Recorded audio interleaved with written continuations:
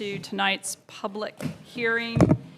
First item on the agenda is the business investment grant for Reliant Corporation, and we have Evan Raleigh from the city manager's office and Kyle Touchstone with Raleigh Economic Development. Good evening, Mayor and Council. Before you is the business investment grant for Kyle Touchstone, Raleigh Economic Development. Before you is the business investment grant for Raleigh Corporation under the state matching grant provision. This grant is for $36,000 over 5 years.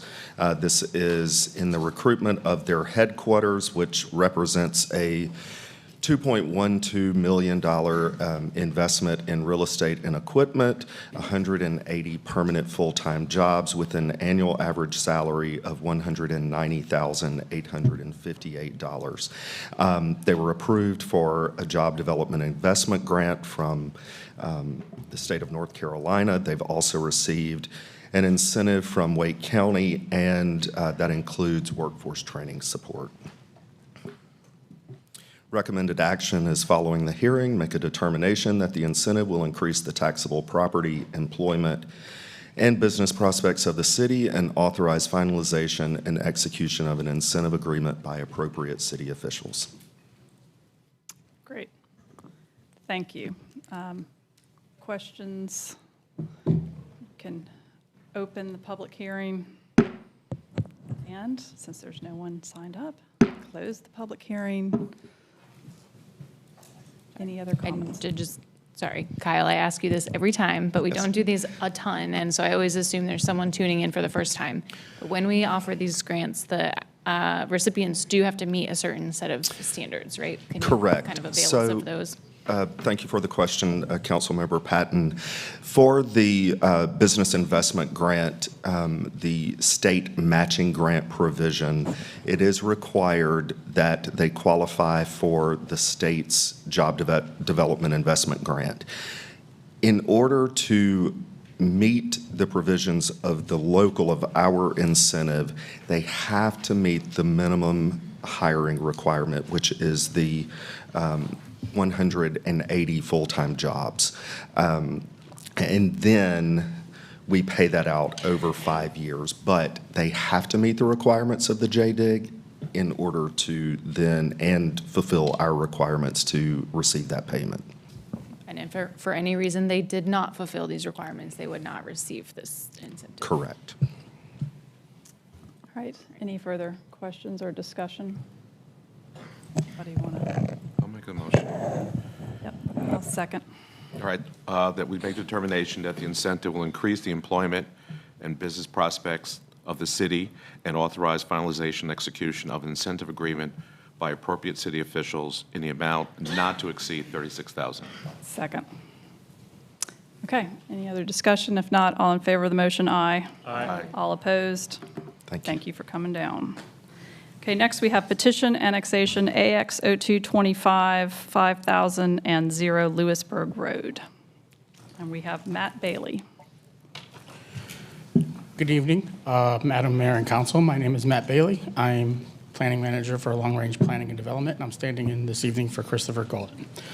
So the petition that you have in front of you is for contiguous petition annexation within the ETJ.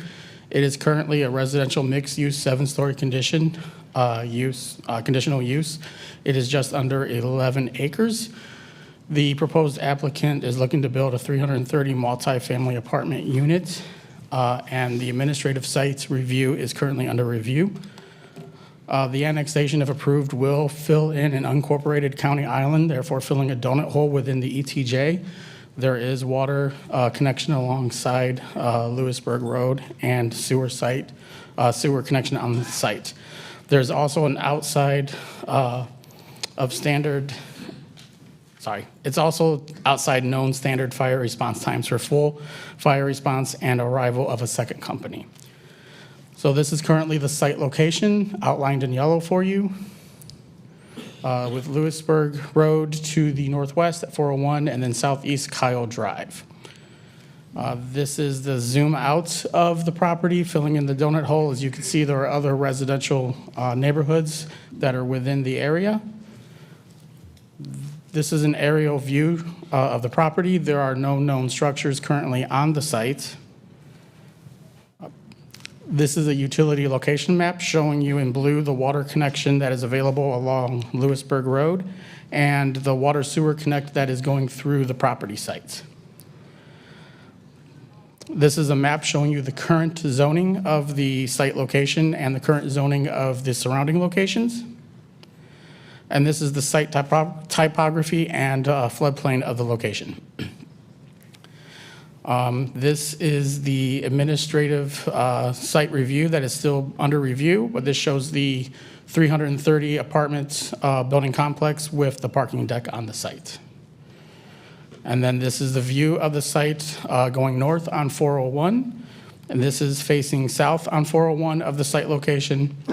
And then this is another street view southbound on Kyle and then north on Kyle. So now open it up to any questions that you may have for staff. All right, questions for Mr. Bailey? Seeing none, okay. I will open the hearing on AX 0225, and I will close the hearing. Awesome. Yeah, so many new faces in the house. Y'all might not know, but I'll just use this moment to educate you. Welcome to city government. This case already had its rezoning, and for my colleagues, this is across the street from the other case we did a few weeks ago where they're going to do affordable housing and build the greenway. They can't build in that floodplain that was shown on the map, and so for all these reasons, and also to fill the donut hole and broaden the tax base, I will move to authorize the annexation effective immediately. Second. Any other discussion? If not, all in favor of the motion, aye. Aye. All opposed. All right. Next, we've got rezoning Z 3824, 1400 Edwards Mill Road, which is what most of you are here for. And we have Hannah Reckow from Planning and Development to walk us Good through it. evening, Hannah Reckow, Planning and Development. So this is rezoning Z3824, request to rezone one property, 1400 Edwards Mill Road, from CX12 conditional use to a planned development district. So this is the site of the Lenovo Center, a state-owned property, a little over 80 acres in size. To further situate ourselves, this is right south of the interchange of Wade Avenue and Edwards Mill Road. A number of other state-owned properties in this area, institutional uses, light industrial and some commercial in this area, as well as residential farther west. Directly west of Edwards Mill Road is the Cardinal Gibbons High School. So some views of what this looks like on the ground. The bottom right image is from Edwards Mill Road, and then the other two images are from the private streets inside the property. So the requested district is a planned development district, which is one of the special district options in the UDO. Allows the applicant to define a unique district and to make modifications to sections in the UDO that are, and it's possible for it to be less restrictive than the UDO. So these are the sections that are modified in this planned development. Modified or clarified what the entitlement is. The full detail is in the plan sheets in the agenda, and then at the beginning of the staff report is a good high-level summary of what these changes are exactly. But I'm going to go through each of the plan sheets. So the requested district defines entitlement through a maximum dwelling unit counts and a maximum amount of non-residential square footage. It does that by sub-district. There are 4 sub-districts, A, B, C, and D. And then there is this other category of entitlement that in the future they could pull from specifically for sub-districts A, C, and D. There's also maximum height specified per sub-district. I'll note that the square footage of residential in this table is a staff estimate based on the unit count. That is not specifically regulated. That's just to give a sense of what these numbers mean. So overall, no more than 4,200 dwelling units would be permitted in the district, and a little less than 3.8 million square feet of non-residential.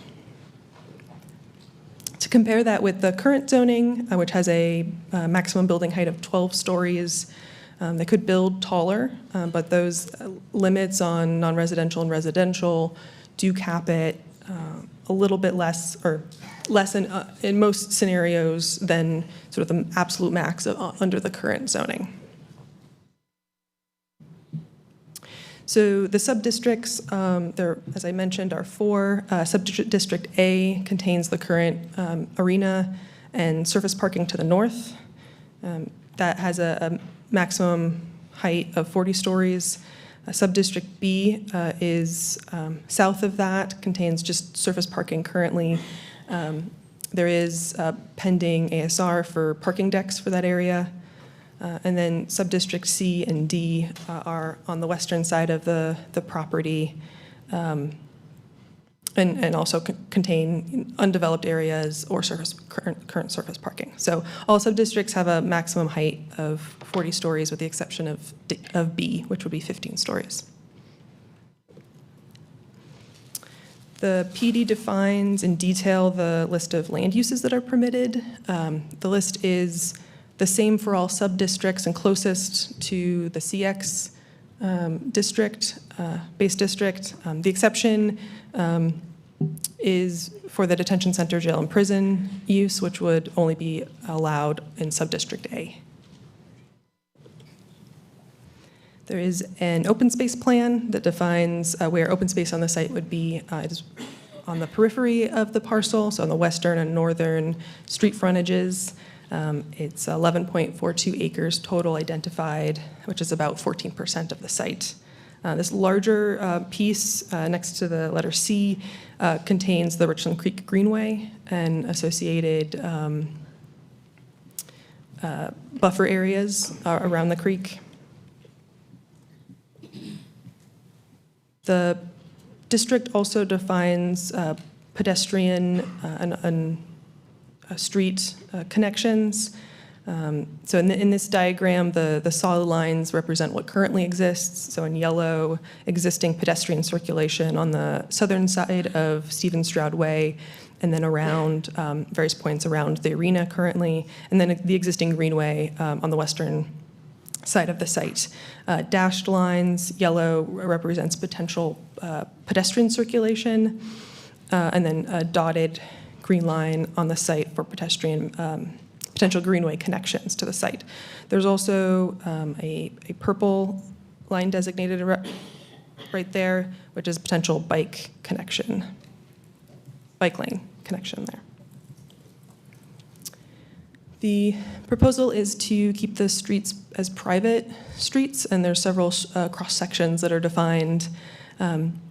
One for the entertainment mixed-use live-work area is a 2-lane cross-section with parallel or angled parking on either side. There's a private access way that is 3 lanes, 2 travel lanes, and a reversible center lane. And then the Wade Park connection private access way is 4 lanes with a median. The Greenway cross-section, as defined, is between 8 and 14 feet in width. There's a parking plan. So these numbers you're seeing here are reflecting existing parking spaces at various points on the site. Subdistrict A would be served by the existing surface parking until future development occurs. Subdistrict B would have a minimum of 3 parking decks. And as I mentioned, there is an ASR in review for parking decks. Subdistrict C would be served by the parking in District B, as well as on-street parking, and then Subdistrict D would have a minimum of 1 parking deck, as well as on-street parking. The tree conservation plan identifies several primary tree conservation areas. In green is the thoroughfare TCA, and then in purple is a tree conservation area that is in the Neuse River Buffer Zone 2. So as a whole, this is 4.37 acres, which is 5.42% of the site. And then there's also a utility plan, and this, the blue is the existing water main that would remain, and then in red, some potential other connections to elsewhere in the site.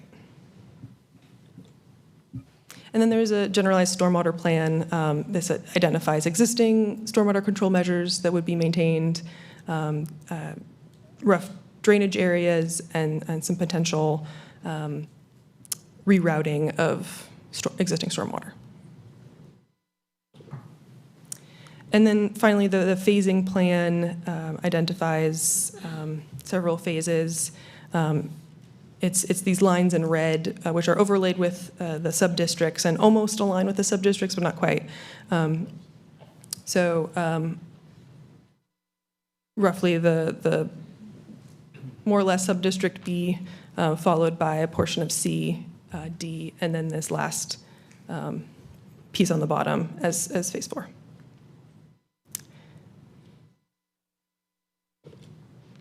So this request is consistent with the comprehensive plan that includes the future land use map designations for the site, which are public facilities and then public parks and open space. There are several urban form map designations, including city growth center and urban thoroughfare, that would like to see zoning frontage or something approximating a zoning frontage to encourage pedestrian-friendly urban form. Nothing like that is included in this request, so for that reason is inconsistent with the urban form map guidance. It is consistent with a number of comprehensive plan policies. These generally touch on the mix of uses that's permitted in the request, the nodal type of development that would occur or could occur in this district, as well as policy priorities around institutional growth, culture and entertainment hubs, and several area-specific guidance policies. Inconsistent policies are really touching on the bicycle and pedestrian connections proposed and sort of mismatched with the intensity of development that's also proposed, as well as the guidance that wants to see some type of zoning frontage, especially internal to the site.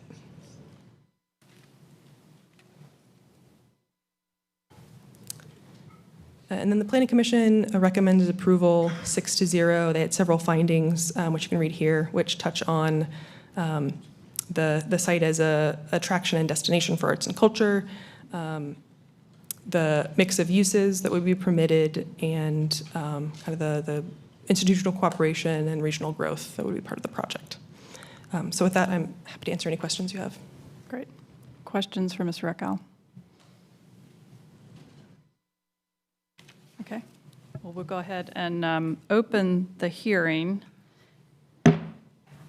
And this is, again, for Z3824, and we have 8 minutes on the clock for those supporting, and Jamie Schwedler with Parker Poe. We have 8 people here, but I'm sure you have a strategy. I do, in fact, have a strategy. I'll be speaking on their behalf, and they'll be available to answer any questions. Good evening, Mayor Cowell and members of council. I'm Jamie Schwedler with Parker Poe, 301 Fayetteville Street, here to present a project that's 4 decades in the making, the Raleigh Sports and Entertainment District.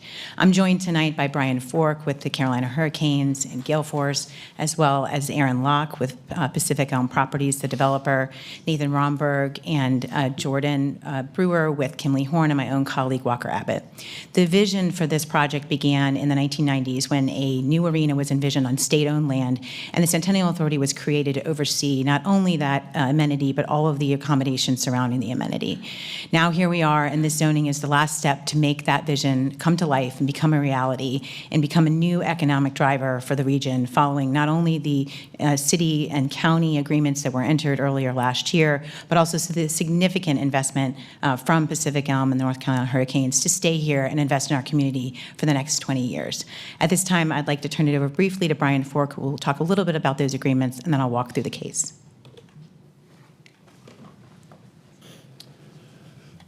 Good evening, Mayor Cal and council members. I just wanted to touch base a little bit on a couple issues that are out there from agreements entered into before. You all are very familiar with the agreements and enabling work from 1995 all the way through the Seventh Amendment to the Tri-Party Agreement last May that set up the construction of the agreement and ultimately the development of the site we're talking about today.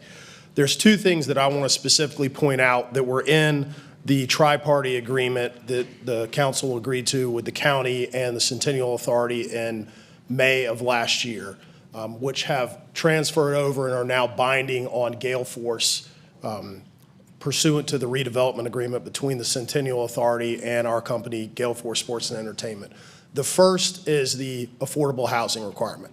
So the development agreement now requires, and we are bound by, all the residential units, housing that's produced in the development throughout all 4 phases, 10% of all of that has to be affordable for those households making up to 80% of AMI. So in addition to being that contemplated in the tri-party agreement, that is now part of the development agreement and is binding upon Gale Force and is certainly what we're going to do throughout the development.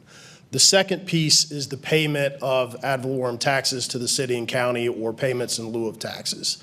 As you all know, this is state-owned land, otherwise would not be subject to city or county property taxes. In the tri-party agreement, you all charge the Centennial Authority with using best efforts to get any potential developer to agree to make payments of ad valorem taxes to the city and the county. We have agreed to do that in the development agreement. We do get a credit for any public area improvements within the site that we fund and build and install and leave out there on the site. But once that credit is surpassed, we are then sort of on the hook for city and county taxes over and above that amount and throughout the life of any of the leases that we take down at the property. So really just wanted to point out those two issues to each of you. That was something that was important to the city at the tri-party agreement amendment stage. Just wanted to let you know that that's now officially binding on Gale Force. So I'm going to pass this back over to Jamie to go through the zoning. So with that, the existing site is 80 acres, of course. The legacy zoning conditions in 1997 did not permit for residential uses or the height for the hotel and office use that we're obligated to bring forward in this redevelopment agreement, and so we need to pursue as a rezoning. The comprehensive plan guidance here goes back to 2012 with the Blue Ridge Corridor Study Vision that designated this as an entertainment area. That, of course, was carried forward into the 2016 Arena Blue Ridge Area Special Area Plan, which also had this designation of the entertainment and education district that you see on your screen. And then it's no surprise then that the 2030 comprehensive plan designates this as a city growth center. This is where you all have already elected to see the growth and investment in our community. There's plenty of policies talking about the economic driver for this area and where you want to see infill and development. And to match that, we brought forth this PD zoning to break that 80-acre site up into 4 distinct districts so we could give the public an expectation of not only the character, but the height of what we're pursuing here. I'll just hit that briefly on the screen. The Arena Subdistrict, up to 40 stories. We're not planning for that for the immediate future. That's going to be surface parking to meet the obligations of our stakeholder, NC State. The real meat of the entertainment district being Subdistrict B, having most of the entertainment and music venues, up to 15 stories to be congruent in a public space with the Arena and Carter Finley. And District C and D being the mixed-use district, and then the live-work district. You have additional height and 40 stories in those areas because you want to be able to attract a corporate tenant that has the visibility and the accessibility out onto 440, but having kind of a mix of different heights as we go.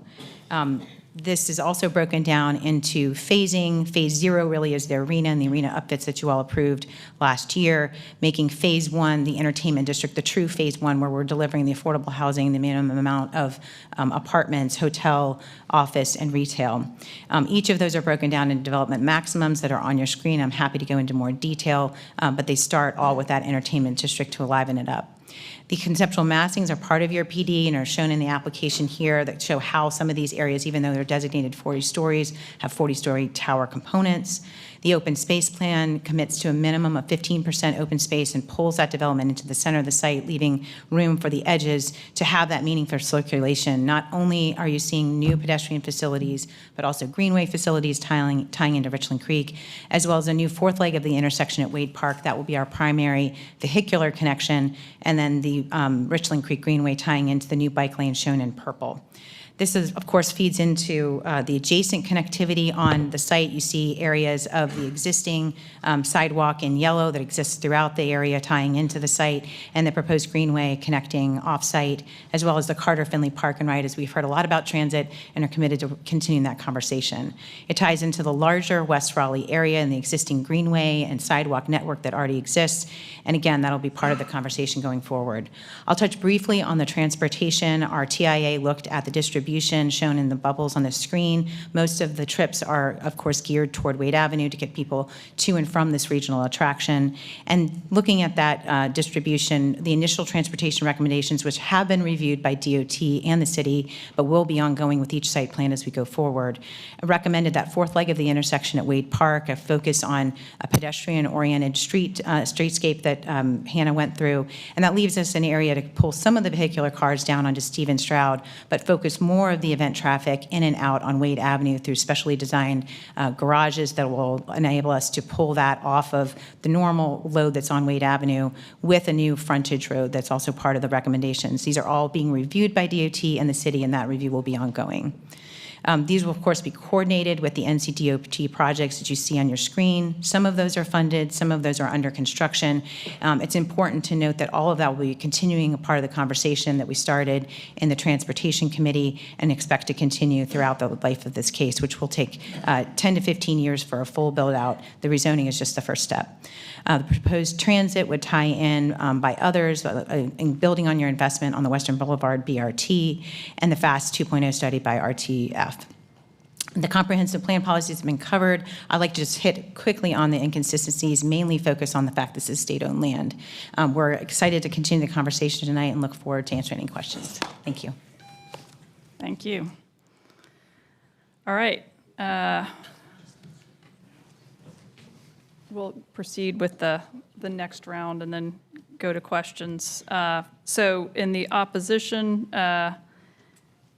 we have 5 people. Do we want to go ahead and, set the clock? And first speaker I have, if y'all want to queue up, I have Laura Ford, Tim Thronson, Jean Spooner, Lola Holderness, and Jeff Bell. Okay. Yeah, and you do have 8 among the 5 of you, right? So. My name is Laura Ford, and I'm here to represent myself and the board of the Alliance for Reedy Creek Trenton Corridor, a volunteer neighborhood organization located in close proximity to the Lenovo Center. As development has increased in this area, we have experienced substantial traffic growth and environmental impacts that have accompanied West Raleigh development. We are not opposed to more development, and we are confident that addressing our concerns will contribute to a top-notch event area with easy access for neighbors, visitors, and the investors. We ask that the developer create periodic Lenovo Center area reports detailing traffic mitigation efforts, the plan to mitigate the traffic disruptions, and a plan for emergency access into nearby neighborhoods, and commit to addressing these neighborhood reports annually. We ask that rezoning be allowed only with simultaneous road access development, utilizing solutions such as hub lanes, mass transit, off-site parking with bus access, and direct rapid access to and from the events for participants. We ask that land disturbance be mitigated and phased such that construction sedimentation impacts upon Richmond Lake and watersheds are minimized and the soil is stabilized within the required time requirements. We request turbidity monitoring following rainfall. The rezoning request will significantly increase the traffic jams and backups directly associated with the West Raleigh entertainment venues. Currently, I personally have had to wait hours to get to my house. We have 2 ways in our neighborhood, and we are very concerned about emergency access in our neighborhoods. They are directly impacted by the Lenovo Center growth. Thank you. Thank you. And Tim Thronson.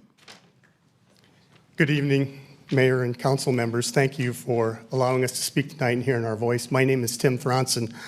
I'm the chair of the board of Cardinal Gibbons High School. The proposed development that will transform the Lenovo Arena and the area around it into a major sports district. I want to be clear, we're supportive of this development and are excited about what it means for Raleigh. This area will continue to grow exponentially over the years, and I suspect if this rezoning case wasn't before you tonight, we would be in front of you at some point in the growth cycle of West Raleigh to address pedestrian and traffic safety. We support this growth for our city, but we believe it's incumbent upon all of us to make sure it happens safely. To that end, the developer has taken the time to understand our safety concerns, which we sincerely appreciate. Our interest is in making sure they continue to work with us as things get underway and they get very busy. The intersections near our school are some of the most dangerous in Raleigh and the state of North Carolina. As noted in my email message to you of last week and stated earlier tonight, the developer plans don't currently comply with the city's pedestrian and bicycle safety standards in its comprehensive plan. This has a direct impact on Cardinal Gibbons High School, the students, and the community. Without proper crossings and safe access, students will inevitably try to walk to this development across Edwards Mill Road to East Even Stroud Drive, the current main entrance to the Lenovo Arena. Our request is simple. We are asking you to add a formal condition to your approval of the rezoning request. The condition is for the developer to work collaboratively with us and the broader public to address pedestrian safety concerns and construction traffic management with agreed upon solutions to be incorporated in the final site plans. We think that this change, and with solid plans for pedestrian safety as well as traffic safety, our community may move from cautious supporters to enthusiastic advocates. Thank you for taking the time to listen. We would appreciate your support for clear and well-articulated plans for pedestrian and construction traffic safety in the area. Thank you. Jean Spooner. Good evening, Dr. Jean Spooner, Chair of the Umstead Coalition. Thank you. And thank you for the Greenway projects that are in this corridor, and one thing is to continue them. The reason I speak in this 8 minutes is to get time to speak and suggest conditions. Protection of Richland Creek is very important to us. There are some existing stormwater structures there. The consultants I walked out with them. They have great opportunity for improvement and an amenity instead of their chain link fence, obnoxious, whatever they are now, so we can improve our water quality. Please monitor turbidity during construction. If it's monitored, we'll do better. And maintain the 20-space parking lot for the Loblolly Trailhead. That is the commitment, but make sure it's a condition. When there's 2 events now, of which there are anticipated to be many more, it's gridlock. October 18, we couldn't get our musicians and our pizza vendors to Glenwood Avenue for our 90th anniversary of William B. Umstead State Park. Just total locked. So I propose an incentive for multimodal is if there's 2 events, 25% of the capacity has to come in from non-vehicle cars. Bike, transit, buses, remote parking, and increase that up to the next 20 years where it goes to 50%. I propose that as some incentive. We have an incentive, we can work to make it work. Get rid of this gridlock. Thank you. Thank you. All right, Lola Holderness. Good evening. My name is Lola Holderness, and I'm a student at Cardinal Gibbons High School. Thank you for giving me the chance to speak tonight. I want to express my support for the proposed Lenovo Center development. For students like me, the idea of having new restaurants and gathering spaces nearby is something we're genuinely excited about. Right now, there aren't many places within walking distance of school where we can safely spend time before or after practice, rehearsals, or events. This development could change that in a great way. In order for that vision to really work, we need to make sure it's accessible and, more importantly, safe. Even now, getting to Gibbons to the current Lenovo Center area is not easy. Edwards Mill Road is fast, busy, and not built for pedestrians. And once the new development is built, it will attract even more traffic. If sidewalks, crosswalks, and pedestrian signals aren't built into the plan from the beginning, it could create a dangerous situation for students trying to cross or walk to the area. We're not asking to stop the project. We're asking to make it better for everyone, especially students. Please make sure that the walkability and safe access are part of the vision from the start.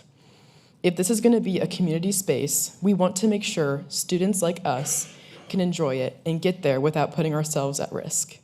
Thank you again for your time and for your care for our safety and future. Thank you. And then final, we have Jeff Bell.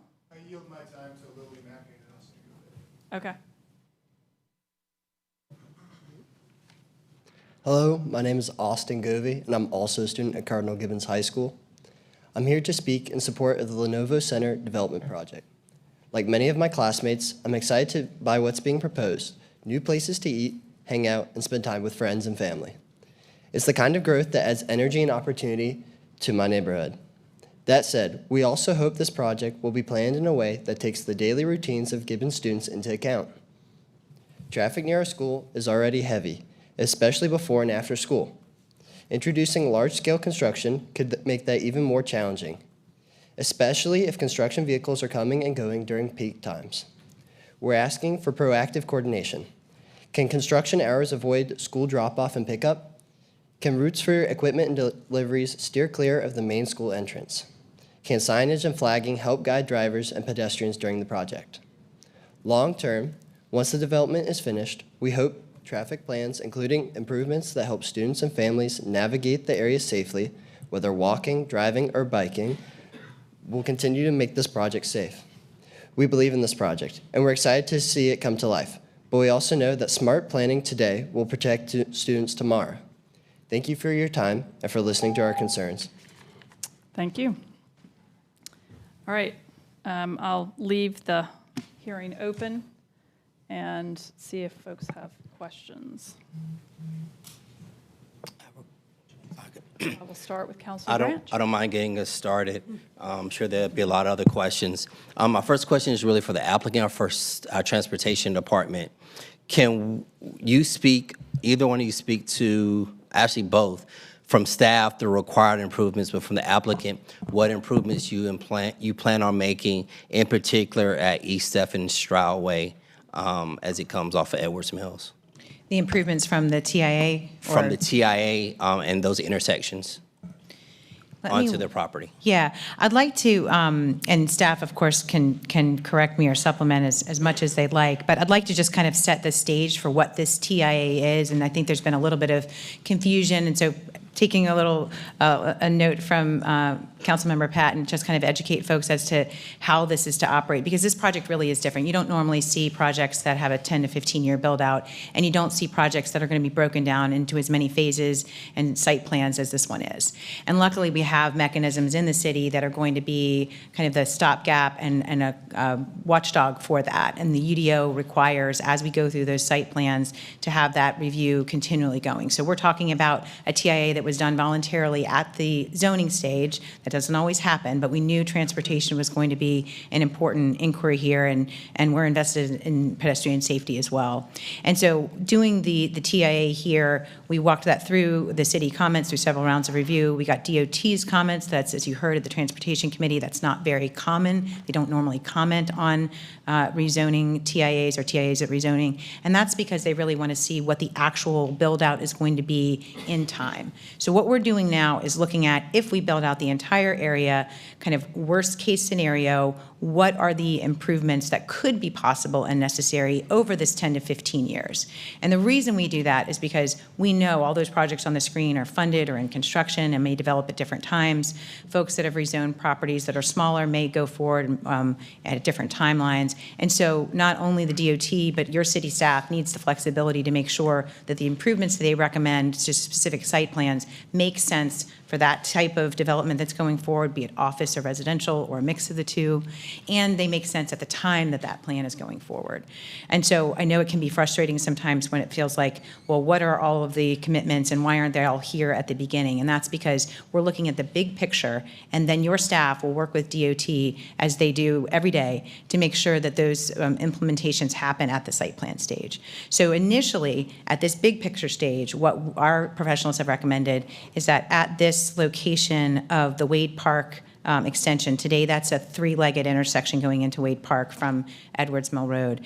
They've recommended that be a four-way intersection. No, so not only would you have an extension into the arena at grade. Today, of course, this is a kind of a ravine, and the existing tunnel over from Wade Park and Points West comes underneath and connects up a ramp. The fourth leg of the intersection would actually stay at the grade that it is today and be a sort of an elevated ramp that would take vehicles and pedestrians all the way through to that entertainment district and closer to the arena. The section that Hannah showed on the screen shows that it would have pedestrian facilities on both sides of the street, as well as street trees in a special section. But the intersection itself, what is already signalized, it would be upgraded to kind of the first-in-class crosswalks, signalized push buttons for pedestrian crossing, everything that DOT would require of a brand-new intersection today, because we're going to be making so many substantial movements on that new fourth leg. So that does a couple things. First of all, it gives you new crosswalks and visibility and safe places to cross, but it also gives more predictable pedestrian movements when you have that kind of crosswalk of seeing the driver can see its level with that new extension. And then you're going to have the bike connection that's coming under the tunnel, but also kind of wrapping around in a cloverleaf movement here that gets you back onto Edwards Mill Road where the existing greenway is, and then into the site itself with connectivity. So all of these are part of the plan, part of the master plan that we're envisioning. The transportation recommendations themselves are shown conceptually because we will need DOT's buy-in to make sure that when we put the first site plan in, exactly which facilities are going to go where, but that's one major part of it. And I wanted to focus on that because we had so much interest in that intersection and making sure folks can get across. There'll also be kind of studies of each of these intersections, especially with Wade Avenue and the potential frontage road.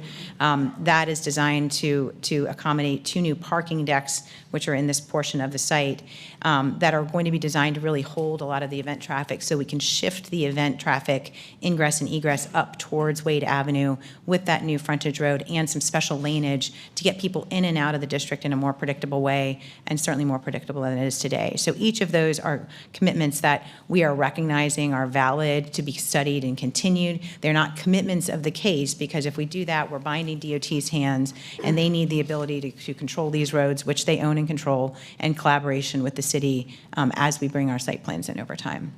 Jamie, could you just speak to the Stephen Stroud Way? Because I understand what you're saying about the Wade Park Boulevard, but what exactly are you looking at as the plan with this TIA for that intersection? Because that's another entry point for the high school. It is, and today it's their vehicular entry point. We went out on the site, and thanks again to Tim and Jeff for hosting us out there. And we had 2 great site visits. We walked the site, we looked at all the different opportunities, and we're joined by Ramey Kemp, their traffic engineer, so it was a very productive 2 days.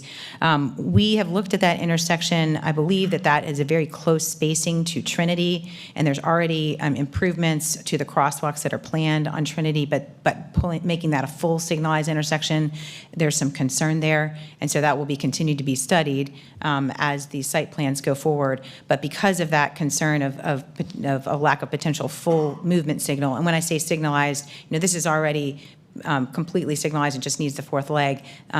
Stephen Stroud is not. And so that will continue to be a main vehicular entrance, but we're really trying to pull pedestrians up into this vicinity so that we can get them the shortest distance between both the school and Wade Park, where there are other residents and businesses, over into the arena. So there could be improvements, including lanes and turn lanes and things like that as those move forward, but having a signal in that location is a little bit too close. Could I also hear from Tim on this? I just would be curious from the high school perspective, is this what you're looking for ultimately, or are there other concerns when it comes to getting in and out of the high school safely? Sure, I'd be happy to address that. I don't know if you've got a bigger picture that shows Cardinal Gibbons on the map, but I could speak to that. You'll see if we had that bigger picture, you could see where our main entrance is, where our kids actually leave the building and go to lunch during their lunch hour. And you'll see that at almost immediate access is East Stephen Stroud Way or behind on Trinity Road. And a lot of kids go to Bojangles across the street on Trinity Road and cross that street. But this is like a 30-foot wide sidewalk for these kids to walk down and get into that main section of the Lenovo Arena development where they want to be. That's probably our most significant concern, is that East Stephen Stroud Way and the pedestrian crossing there. We've talked about a pedestrian bridge. Ideally, we'd like to see a pedestrian bridge, if possible, into the development, and to make that safe for not only our students, but the public as well. We've heard the objections to that, understand all of that. But at the same time, this is going to continue to be an area where the kids are going to naturally cross, because if you understand where our front door is and where the kids come out of the school, this is the closest area. There's no access to that intersection from our property, except if you go all the way around back of our property on Corporate Center Way. I think it's back there.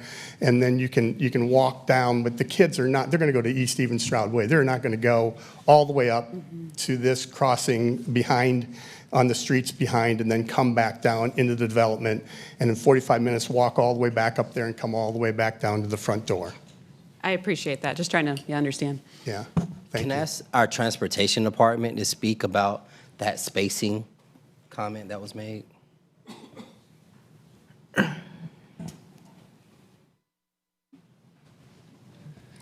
Good evening, City Council. Carter Robertson with Transportation. Yeah, so I'll measure it right now. This is only a few hundred feet from Trinity Road to Stephen Stroud Way, and typically NCDOT requires at least 1,200 feet of separation, and looking at that now, that's about 400 feet. So that's not a appropriate area to signalize in any way. And of course, we wouldn't want a uncontrolled crossing there either. So looking back at the big picture, if I could navigate back to that, we mentioned, it was already mentioned that there are two main crossing points on Edwards Mill. The one most relevant to the school would be the one at Trinity Road, just at the bottom of the screen. And so there is a NCDOT project proposed there. Some of you from the Transportation and Transit Committee might remember this from a few months ago. That's number 8 intersection on our top 10 most dangerous intersections in the city. So thank you, Hannah. Yeah, that's good. So just calling attention to that there. And so with that project, they are going to put in, currently there's a crosswalk on the north side, and on the east side, we're going to be putting in a high visibility crosswalk on the west and the south with pedestrian signals. And so this is a funded project. It's not fully planned out yet. We're continuing to talk with NCDOT. We'd like to see a few more things. Maybe some flat work to reduce the turning radius to really slow down vehicles as they're turning at that intersection and make it safer. In terms of requirements, just at Stephen Stroud, really we'd just be looking for updated curb ramps and a marked crosswalk for that portion as you're crossing Stephen Stroud going up Edwards Mill, but not going across. In terms of the Wade Park Boulevard, as was mentioned, the marked crosswalk and the ped signals, that would kind of be the bare minimum. We've done some site visits with our Vision Zero team and kind of came up with some other opportunities for making that intersection safer as well. Similarly, sharpened curve radius, pedestrian refuge islands, get people slowed down so they can see the pedestrians. We can also look at signal timing adjustments as well, things like leading pedestrian intervals, get the pedestrian out into the crosswalk earlier so they're more visible, things like that. And so we've been looking at this. Pedestrian safety is a concern for us as well. We're happy to keep working with the applicant and with NCDOT to make sure this is addressed, especially with all the movement going on in the area. Thank you. Okay. I'll go with Mayor Pro Tem and then Councilor Patton. City Manager, we may not say go Caps in here because they may run us out the building, right? But we can tell them we spent some time over at Cardinal Gibbons watching some basketball, supporting the Caps. And I think I was telling somebody earlier that I went to Cathedral, so I played at the old Cardinal Gibbons many, many years ago, so very well familiar with this. But I'm pointing to you because you know we had this conversation earlier. I think the gentleman right in front of you kind of touched on it, but there are some additional mechanisms that are being considered, like Hawk systems and stuff like that, to put out there. Is that correct? So as it relates specifically to Lenovo, a lot of those conversations Mr. Roberson hit, we are having conversations with the school right now as it relates to the access across Trinity, because there is a significant amount of pedestrian traffic with students trying to get over to Bojangles. So we are coordinating with them, and there have been conversations of Hawk considerations that have come up during those conversations as well. So I just want to make sure people understood that there's going to be ongoing conversations about how to make sure the pedestrian safety is going to be implemented as the project goes forward.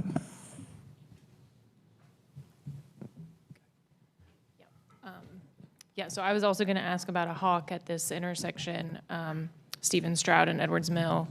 I'm sorry, Kenneth, I don't know if you answered directly. Is a Hawk possible at Stephen Stroud and Edwards Mill? Or maybe you were just saying that at Trinity and Edwards Mill, there's work going on. So the Hawk that we're discussing would actually be further up Trinity. I think the school has actually got some considerations for bringing access back out to Trinity, and that's where I think consideration of signalization for the pedestrians is coming there.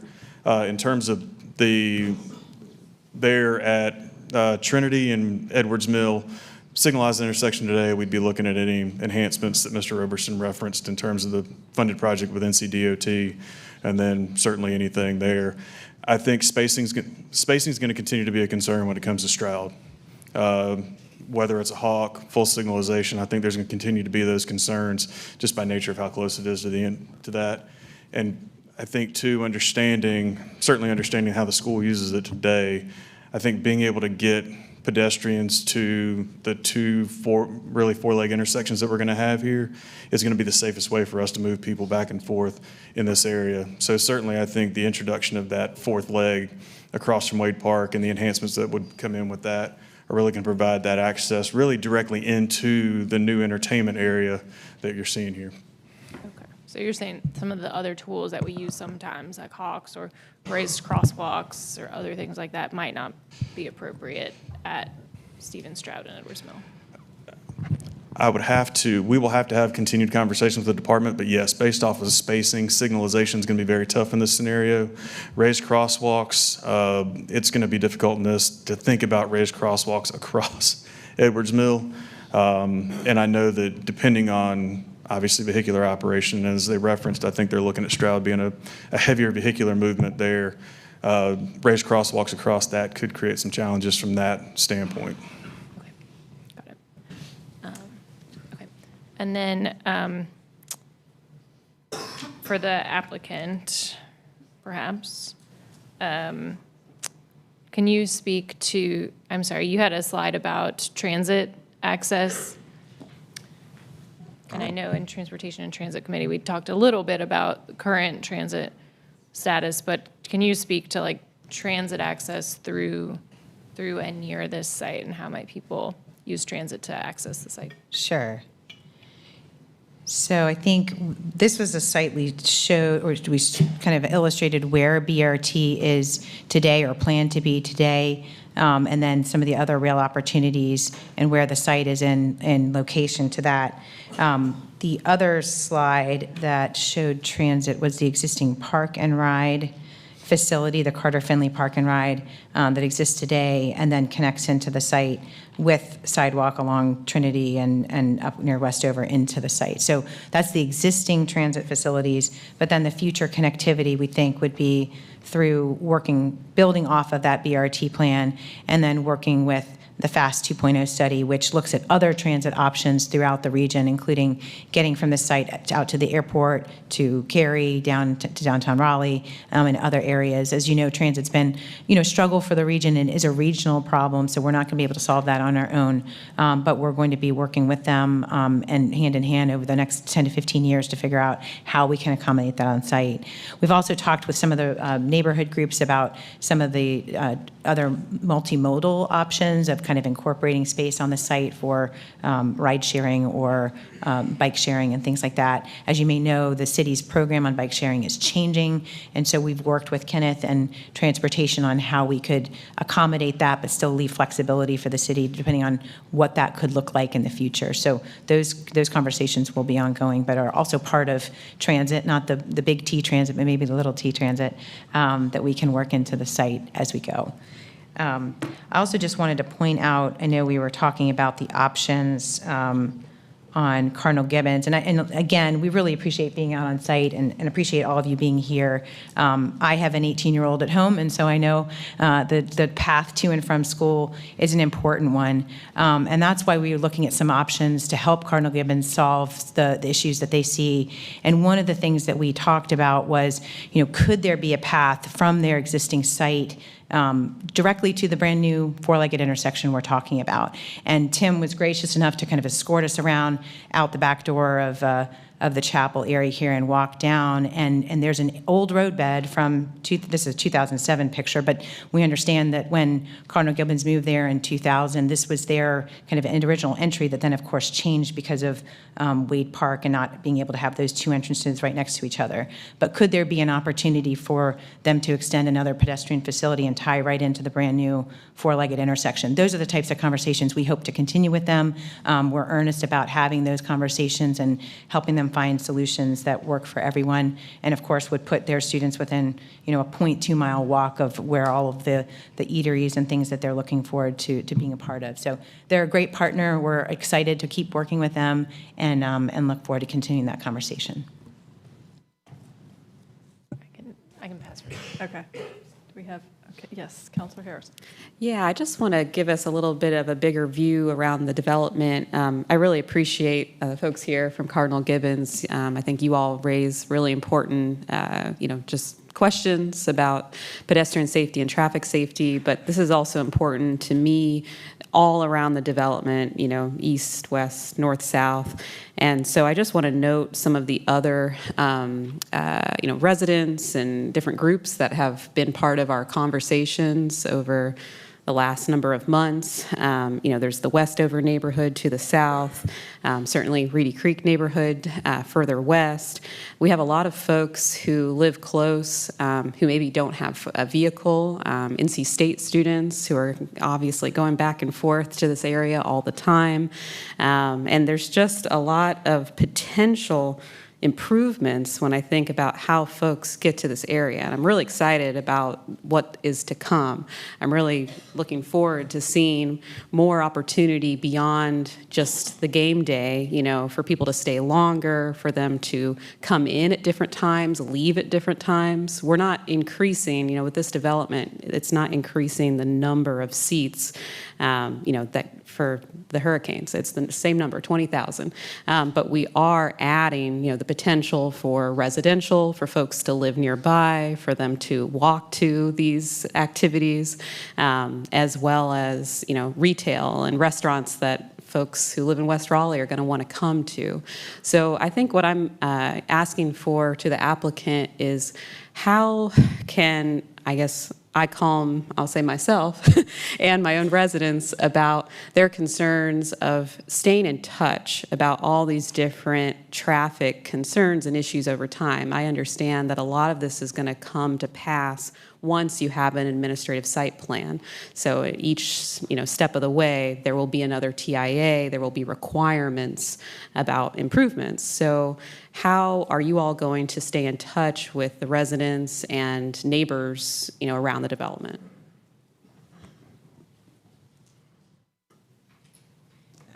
Thanks for mentioning that, and I did mention this just briefly to Jeannie Safraid with the architect, who's been also a great partner. I didn't want to leave you guys out. The fortunate thing about this project is that we've had a lot of engagement throughout. We've talked to a lot of groups that not only are individuals, but representing a lot of others, and they're easily identifiable. They've come to each of the hearings, and they've participated in the process, which is a great thing, because we know who they are, and we're able to identify them. So it's not just, keeping in touch with the folks in our immediate vicinity, but through that process and talking with some of their requests, we are prepared to add a condition that we would meet with not only the neighbors that are within 1,000 feet, which is the city's requirement, but also provide notice to each of those groups. I could list them: the architect, the high school, the Raleigh School, Jasper's here somewhere, the West Raleigh CAC, and the West Raleigh Alliance, newly renamed, I guess, formerly known as the Blue Ridge Corridor Alliance. So we are happy to provide that as a condition and to note that we will meet with them. The way that this is going to develop, I mentioned, is a little bit different from other projects. So I think looking at a condition, we would want to tie it to the first site plan that's connected to the heart of the district, that District B. There's several site plans that are going to be in review for just the garages or just a pad for, Live Nation or some such. And so we really want it to be the first Tier 3 site plan that would really get to the heart of where these improvements are happening and where most of that activity would be. And we're happy to kind of work on that and then think about how we would do that for the future phases and site plans as they go forward. Yeah, I like the comment about, some kind of an annual, at minimum, touch point. I think for us all to stay in touch, and I am committed to attending these meetings because I want to keep understanding what are the improvements needed, what are the concerns, because this can be a great development, I think, if we're all staying in communication. Another question I'll just raise is, the inconsistencies in terms of our own plans and, future land use maps or form are really around that pedestrian safety aspect that we keep hearing about from the public. And so I'm curious what you all are thinking about, beyond your own property, sidewalks that might be required on site. How are folks going to get here, if they're walking down Youth Center Drive or, West Chase Boulevard? I was just looking at that road, and there are some sidewalks, but it's hit and miss. And that's how it is all over here, where you've got one block that's good, and then you're at the fair, and nope. and folks are coming from, within a mile or two walking because not everyone can afford to pay for parking. There's a lot of, that just foot traffic. Sometimes folks have been drinking. There are elements of, just safety that I really want to think, help us think about. And if we're going to have, 20,000 people at a game, these sidewalks, many of them shouldn't be just a regular sidewalk. We need wider sidewalks. So I'm just curious, how are you thinking about how this development connects just right outside of it?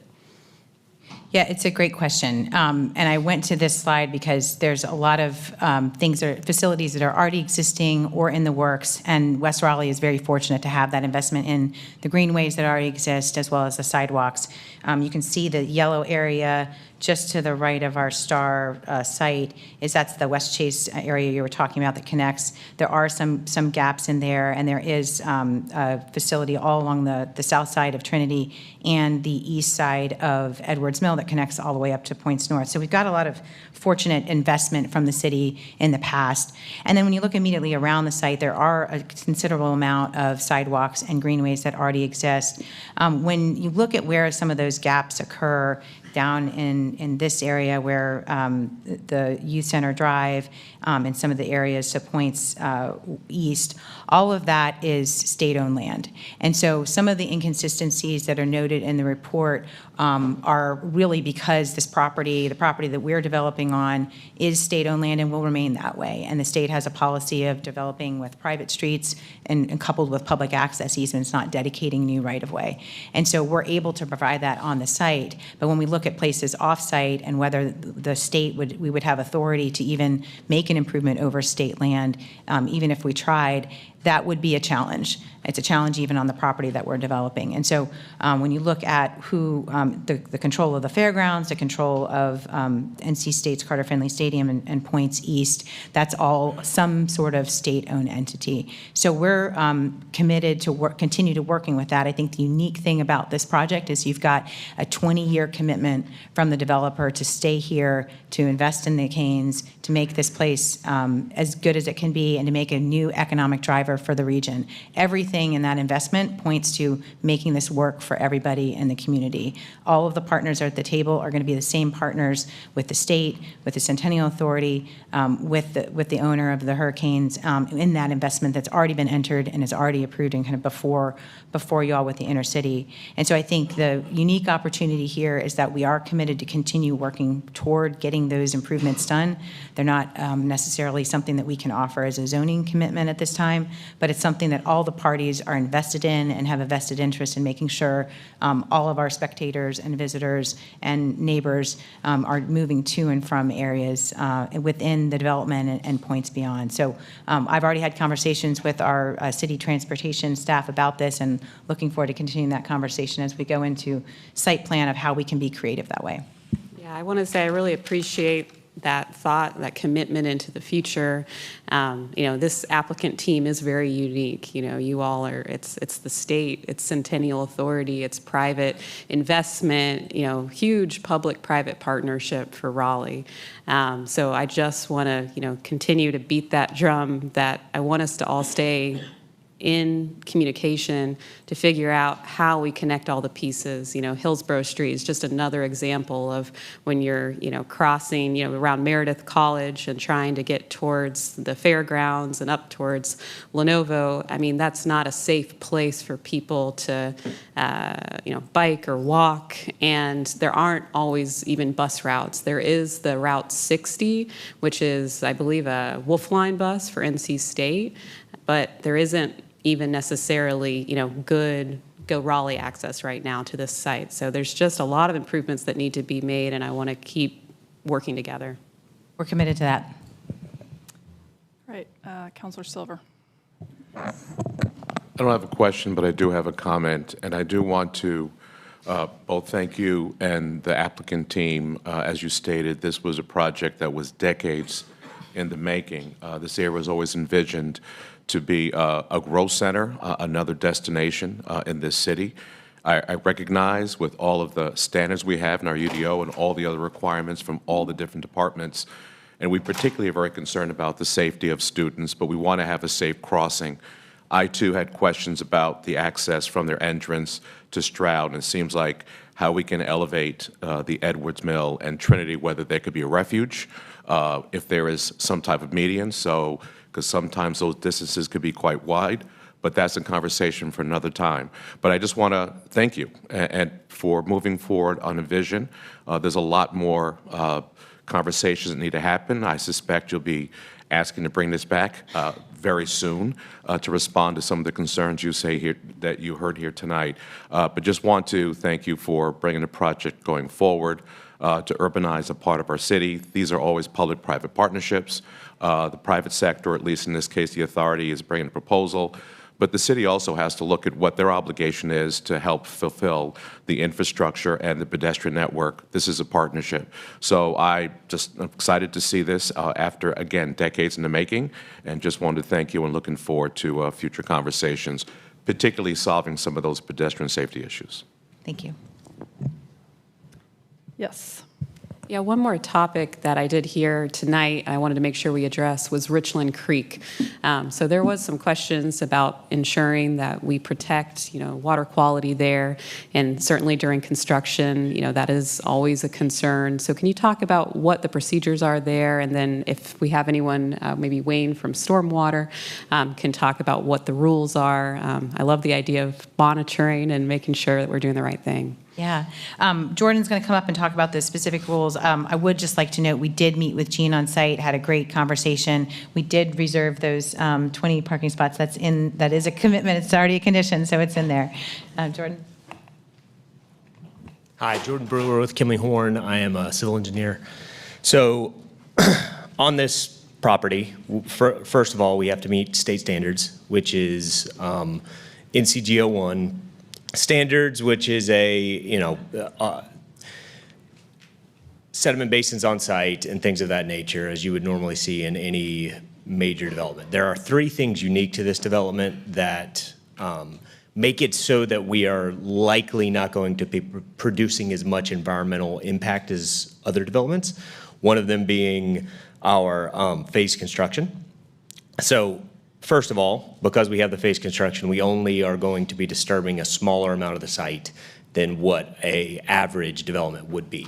So in a normal development that is currently undeveloped, you're just cutting down all the trees and you're building your basins at the low point of the site and hoping that it kind of gets any sort of sediment that hits the pond and settles out in that pond. On our site, we will have multiple phases of development with multiple ponds due to the urban size and the intent to be able to make it so that, one, we can construct in the time frame to make sure that the surface parking is available for football season. So that's item number 2. We have to be very good with our construction schedule in order to be able to meet the requirements of our developers agreement for NC State and the football schedule. So with that, contractors aren't going to be able to just move dirt in one place and move dirt in another place. They have to actually stabilize the site once they get it to grade. A lot of times you will see on larger sites, contractors know how to beat the system. And on this site, they won't be able to do that because of our construction timeline and schedules.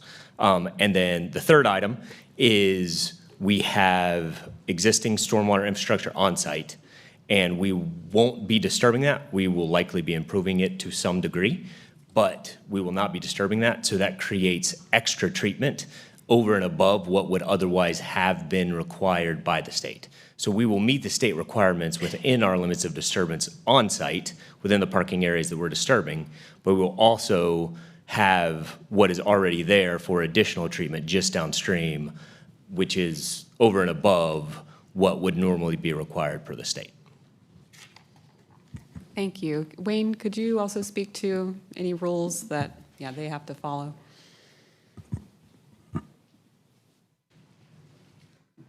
Hi, yes, Wayne Miles, Engineering Services, Stormwater Manager. Good evening.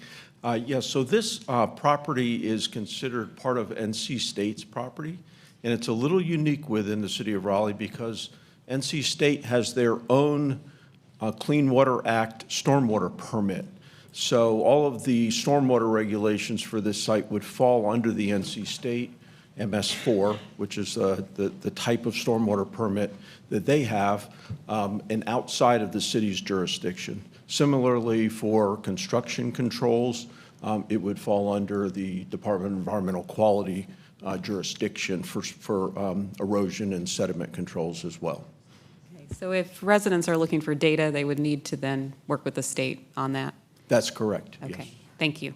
And we do have information about Richland Creek itself, but for this specific property, it would be under the state regulatory authority. Thank you. Thank you. Okay. Any other questions, or is there a action? Yes.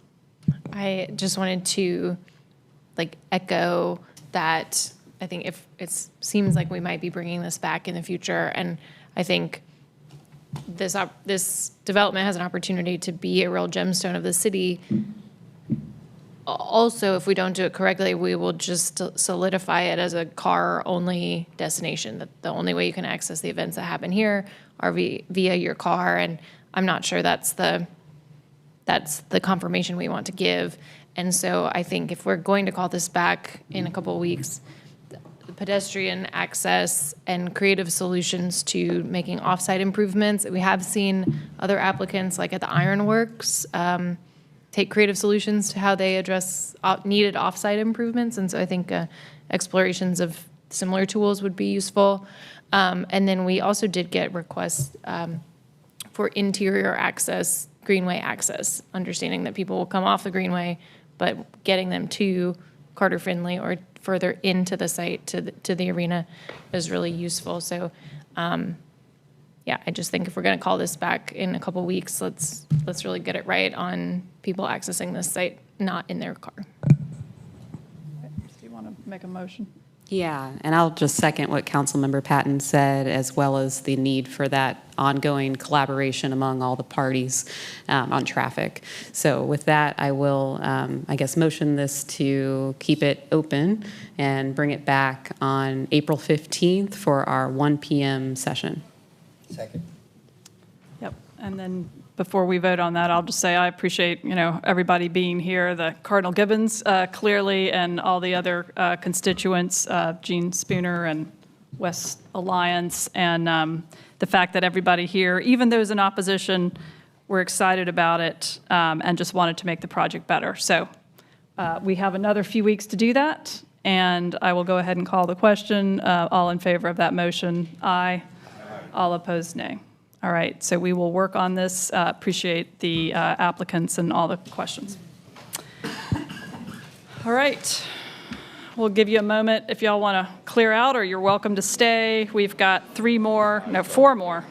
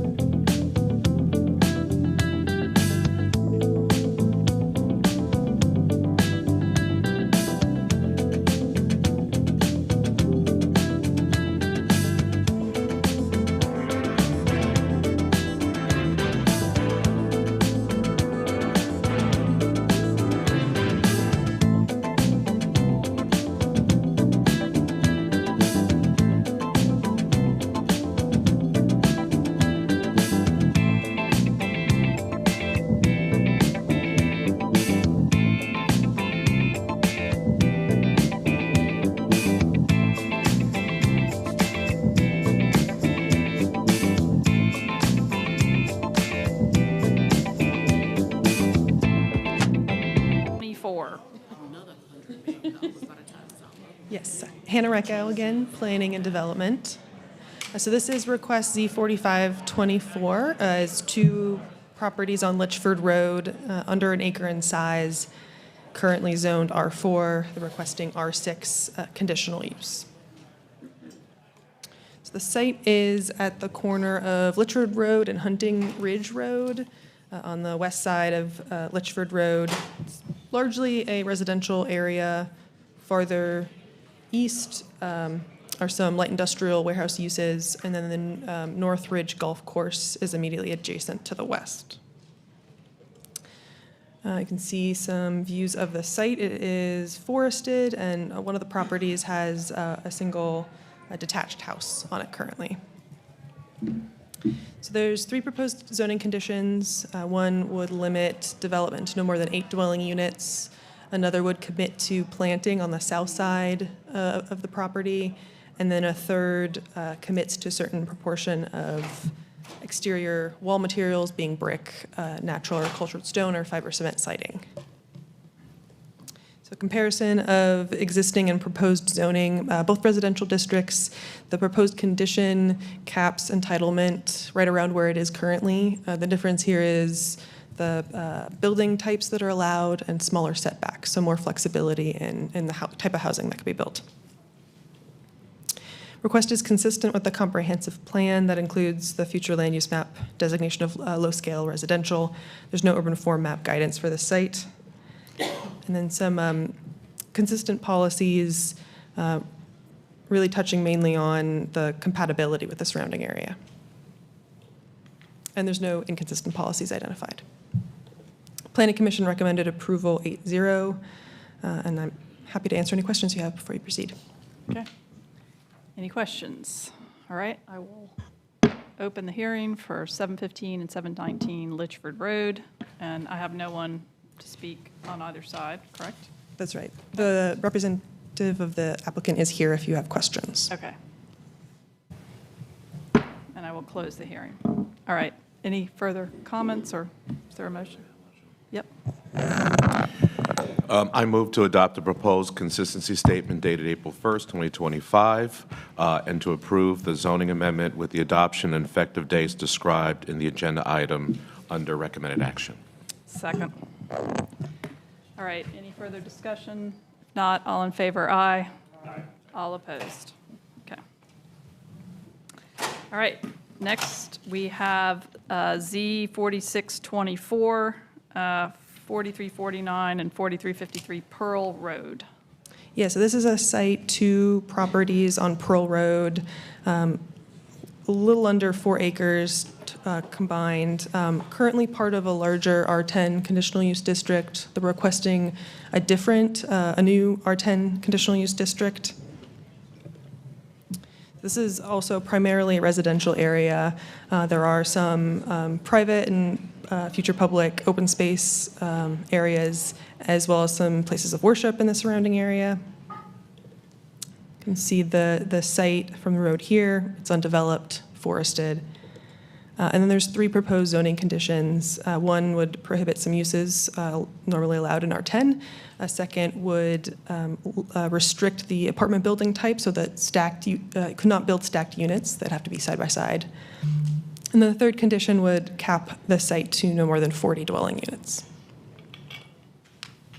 So comparison here, the same district on paper, different zoning conditions, essentially doubles the residential entitlement. Setbacks would remain the same. Request is consistent with the comprehensive plan, including the future land use map designation, which is low-scale residential. Also no urban form guidance on this site. Number of consistent policies. These touch on compatibility with the surrounding area, maintaining housing variety, and zoning for housing. One inconsistent policy, which is response time standards. And then the Planning Commission recommended approval unanimously on this one as well. Okay, thank you. Questions for Ms. Reckow? Okay, if not, I will open the hearing for Z4624, and we had one individual signed up, right, in support, Worth Mills.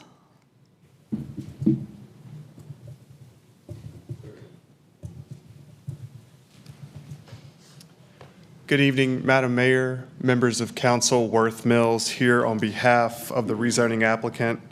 As Ms. Reckow mentioned, this is a request to rezone about 3.8 acres from a 2006 R10 zoning district to a new residential 10 conditional use zoning district. The intent of this rezoning is to facilitate another townhome development.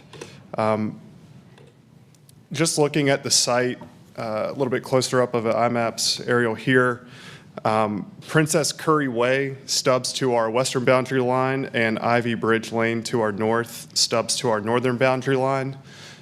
We fully expect both of those streets to connect into our property, probably at a T intersection, and then continue on down to Pearl Road. So one of the big public benefits of this rezoning and this development in general is the connectivity that it brings to this area.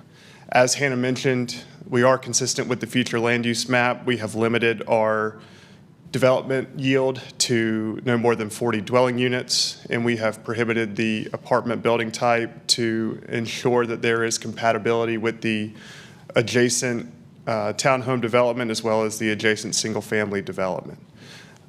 We think that this case is reasonable and in the public interest, and I'm happy to answer any questions if you have them. Thank you. Okay. We can proceed. Do you have questions for Mr. Mills, or we can proceed with the, we had one person in opposition, Tanya Orr. Yep. And you'll have 8 minutes.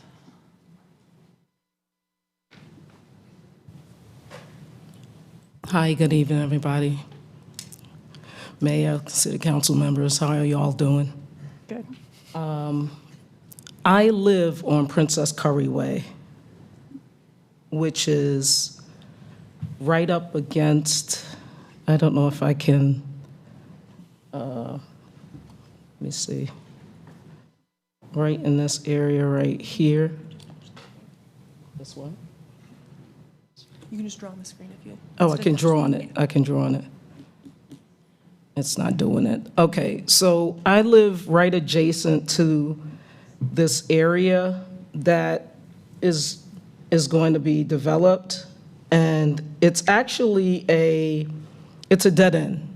So we bought these townhomes thinking that this is a dead end street, and so this is where children play. What's being proposed right now is there's a street that's going to run from our street all the way around to Pearl Road. This is from what I understand. So from our dead end all the way around. And so the throughway traffic from the end of our block, which is Pearl Road, going through Princess Curry Way, that whole area on Pearl Road is like a drag strip.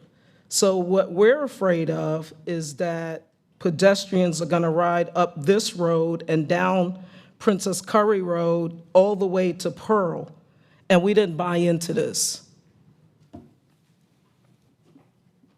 So that's all I have. Okay, thank you. Yep. I was going to ask, can staff come and speak to the stubbing and requirements as far as connectivity? Because I think we may have a conflict here of our city requirements with community expectations. Right, thank you for the question. Carter Robertson with Transportation. So in Chapter 8 of the UDO, we have a requirement if a substreet is abutting a property that has to be built through to form a through street, as was shown. See if I could get back to it.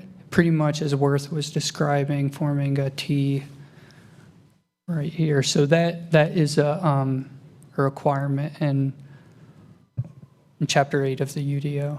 And would that be a requirement regardless of what is built here?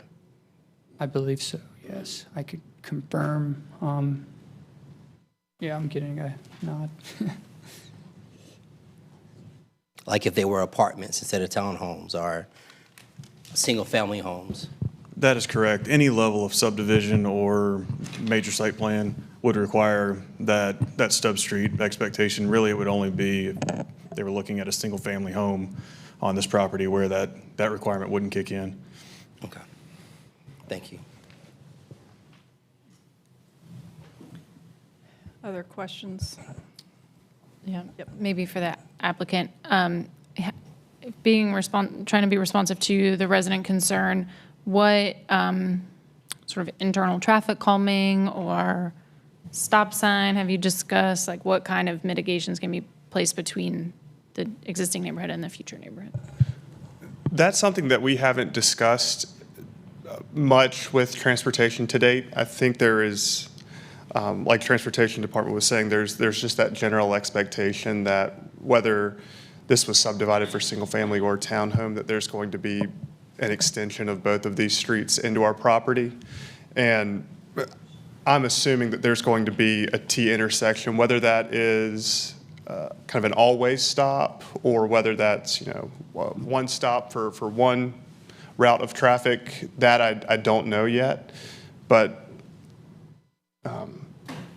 you know, I don't foresee this being much of a cut through, just given how close we are already to the Pearl Road intersection. So Pearl essentially just continues up this way, and then, you know, this green is Camelot Village Road. So in terms of saving time for vehicles to come off of Pearl, come through our site, come through Princess Curry, and then get back onto Pearl, I don't see that being much of an advantage for any driver.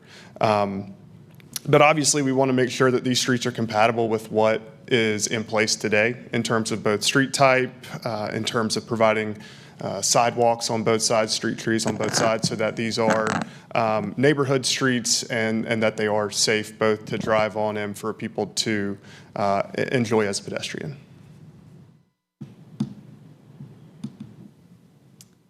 Okay, additional. I more or less had a comment or clarification on transportation because we do have a adjacent property owner that has some concerns. Can we give not just this adjacent property owner, but everyone in this area assurances when transportation does ensure that we start connecting streets, because that in and of itself is a public safety feature by getting emergency vehicles in and out, that as it's designed, that you have public safety top of mind. And I do agree this probably won't be a cut through, but I think it's the person coming here to testify certainly has concerns. So just that you can allay some of those concerns, that when you do start to look at connecting these roads together for both access to people's property, but also for emergency access, that safety is top of mind. Safety is going to be paramount and top of mind for every decision that we look at and every coordination effort that we have. And certainly as we look at these intentionality of design, as we get into that level of detail with future submittals along with this property, will allow us to take a look at some of that. Obviously, some of the tools that we've got in our toolkit, Will Shoemaker was here a couple weeks ago doing his update on the traffic calming program. We've got those types of tools that we can coordinate with our development partners on having some of those things integrated with the early delivery of new streets so that we're not having to come back in and retrofit. Certainly intersection design is another element we can look at as we work through that. But certainly safety is and will continue to be the number one priority for us as we look at continuing to expand and enhance our transportation network. Okay. Matt? Yes. I just want to say to the resident, we hear you. And we understand your concern here. One of the things about new development that's being built out, we also have to think about our fire and police response and EMS response, and that's why we have those connectivity requirements. One of the things that our staff has been looking at, and I know they will continue to look at, is as we build new streets, ensuring we do not have to go back and do traffic calming, build traffic calming, have traffic calming built into the product. So the goal is to reduce the amount of traffic that can come through. That's really just the residents. The good part is you are very close to how Pearl just wraps around instead of someone driving through. If they drive through there, they're more likely going to have to stop and then before they can continue on. And most people don't like to stop. But I will ask the applicant if they, because first, before I ask staff, can they even put in traffic calming conditions? Because I know our UDO and things, some things are required and some things are not. I'll have to confirm, but I believe the traffic calming integration with development is not a requirement that we have in the UDO, so it would be voluntary. Okay. To the applicant, is that something you would be willing to consider? I think it is, and I'm guessing, and I'll let council correct me if I'm wrong, the impetus is to put that traffic calming on the extension of Princess Curry, I think is where we would get the most benefit out of that. Correct. We're happy to take a look at that and work with transportation to see what type of condition that we can offer and get back to you with an update. Okay. With that being said, Madam Mayor, I would move to hold this until the 15th at our 1 o'clock to give the applicant time to look at a condition to put in to address a calming condition. Okay. Second. Any other discussion? Not all in favor of that motion, aye. All opposed, and we appreciate you, Mr. Mills, and you coming down, so we'll continue that conversation. All right, next we have Z4924, 3716 and 3800 Pearl Road. Yeah, so this is two properties on a different portion of Pearl Road, about 4.5 acres in size. They're currently zoned R4. They're requesting R10 CU. So this is farther north on Pearl Road at Rock Quarry Road. A lot of residential uses in this area. Barwell Road Elementary School to the north, and then the nearest commercial node is down by Battle Bridge Road. Some views of the site, some existing residential on a portion of the property. And then there are two proposed zoning conditions, one that lists some prohibited uses, and then a second that would prohibit, again, the stacking of units and the apartment building type. So this is a shift from one residential district to another.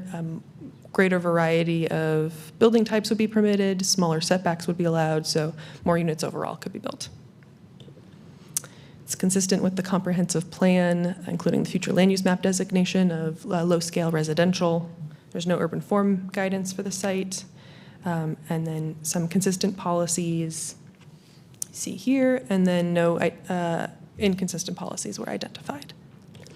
Planning Commission recommended approval unanimously. Happy to answer any questions. Great. Questions from Ms. Recko? Not a question for you. I'm actually going to give Mr. Mills some time because he has this case as well. But if transportation can speak, this property is directly in line with the realignment of Barwell and Pearl Road at Rock Quarry. So can you speak to that alignment and how it could possibly impact this property? Yes, so being right on the border of that intersection, this property is going to be directly affected by that realignment. Trying to show that. So right now the intersection is offset, and so that is going to be realigned to be a straighter four-leg intersection to reduce any conflicts. Yeah. And so design has already been completed as part of that project. Right-of-way has been acquired. Right now, they just changed up the scope and got a bid, and still making some decisions about implementation, phasing, and funding. Definitely, thank you. And I wanted to bring this up because I know as council, we had received an email originally about them wanting to hold this and add apartments. It's because of this condition here, this improvement to our roads and our public safety here that we were doing. They were considering that. But from my understanding, and hopefully the applicant, if someone can let him know that his case is up, they decided to move forward with this project as is, but no one has signed up in opposition to this project as well. So, I mean, he left. I think he knew his case was up. He did email us saying that they're ready to proceed. So okay, I was like, yeah, he stepped out to talk to the neighbor on the previous case. Take your time. We haven't started it yet. Okay, so I'm going to go ahead and open the hearing. Okay. And appreciate Mr. Bills. We just had a few questions about the realignment of the road, and we did get your earlier email, but we'll go ahead and let you. Right, and again, Worth Mills here on behalf of the applicant. Just start off, apologies for the multiple emails over the last few days. That's not how I like to do things either, and I don't think it'll happen again.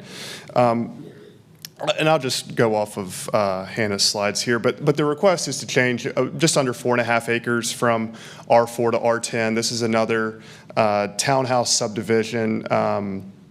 We have a natural buffer, a Neuse River stream buffer along our north that will sort of, provide some enhanced landscaping for the single-family homes to our north along Grandover Drive. We think from a land planning perspective that this creates a nice density increase, a gentle density increase from the single-family subdivision to our north and our west, transitioning to the R10 townhomes, and then across from Pearl Road are the newly constructed, age-restricted, affordable apartment complex that recently went up. So I think from a land planning perspective, that makes a lot of sense.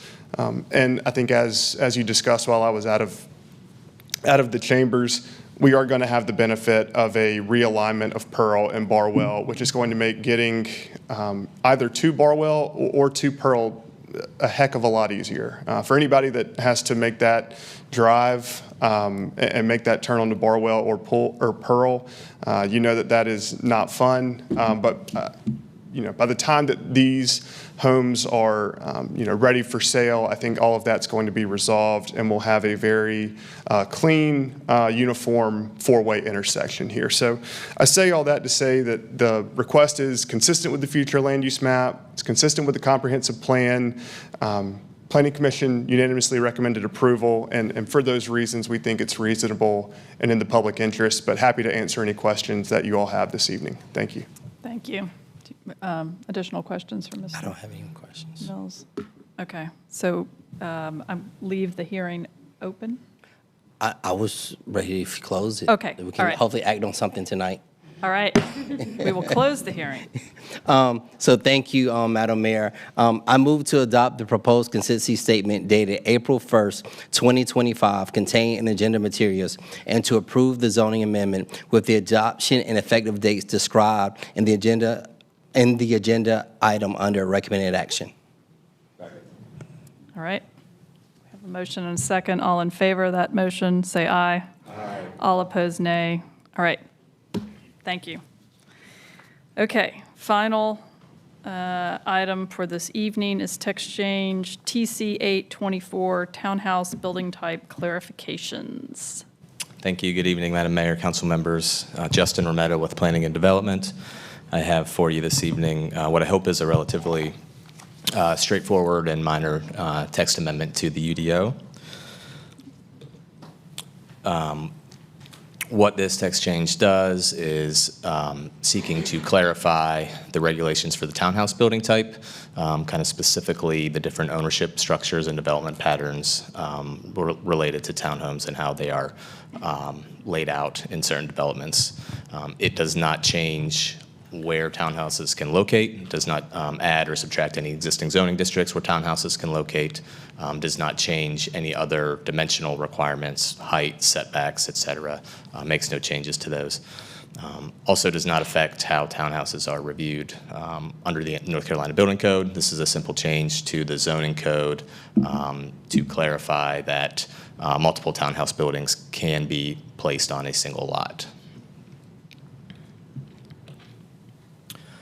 So here are examples of those two common ownership structures. On the left, you have the scenario where every unit is located on its own subdivided lot. So a property owner owns their portion of the building and the land underneath it, typically called fee simple ownership. On the right, you have the scenario where multiple units or even multiple buildings can be placed on a single lot. Right, so you might have a condominium scenario where an owner owns within the four walls of their unit, but a POA or HOA owns the land underneath, or an apartment type scenario where individual units are being leased to renters. I do want to point out that both of these scenarios are very common, and there are many examples of both throughout the city today. It has been our practice to permit both of these scenarios. The text amendment just seeks to clarify that. So with that in mind, here's the proposed change, the definition of townhouse. You can see just eliminating this language, the entire building, and adding this clarifying language that one or more buildings can be placed on a single lot. So I hope that makes sense. I'm certainly happy to answer any questions you might have. All right, questions? Thank you so much for this. What is the benefit to having one owner instead of multiple owners in this case? It's just a preference, right? So a developer can choose to sell individual lots that can be built upon or sell individual units, or in some cases, a developer wants to retain ownership of an entire project, right, and lease the units. It's just a preference from the owner or developer. From a zoning standpoint, from a built form perspective, right, they're both the same to a viewer on the street. These distinctions really only exist on paper and recorded maps and deeds and such, but from a built environment perspective, they're pretty much the same. So if somebody well, I guess it wouldn't be renting, but if they own the building but not the land, would that inherently hopefully make that less expensive? So increase affordability? It certainly could. Okay. And obviously highly dependent on the size of the unit, the location, et cetera, but it certainly could. Thank you. Justin, it's not for this case, but a cottage court probably mirrors the latter one, where the cottage courts which we allow they're not attached, but you basically have structures on one lot, but those are also condominiums. This one is just affecting those that have adjoining walls. That's correct. Okay. Yeah. All right, I'm going to open the hearing, but continue. So one thing we hear often from residents is a desire to make sure there's lots of ownership opportunities, and there's a sort of a consternation amongst residents that we can't do more to control whether something is ownership or rental. Does this change make it easier, more difficult, or has no impact on whether a townhome will be for sale or for rent? No impact. I will say, again, this is a language that has existed since 2013 when the UDO was adopted. Again, it just comes down to the uniqueness of every individual project. Okay, so there is no for or opposition, so I will close the hearing. And do we have a motion? Move to adopt the proposed consistency statement dated April 1st, 2025, containing the agenda materials, and to approve the zoning text amendment. Second. All right. All in favor of the motion, aye. Aye. All opposed, nay, and the motion passes. Thank you so much. And we are adjourned.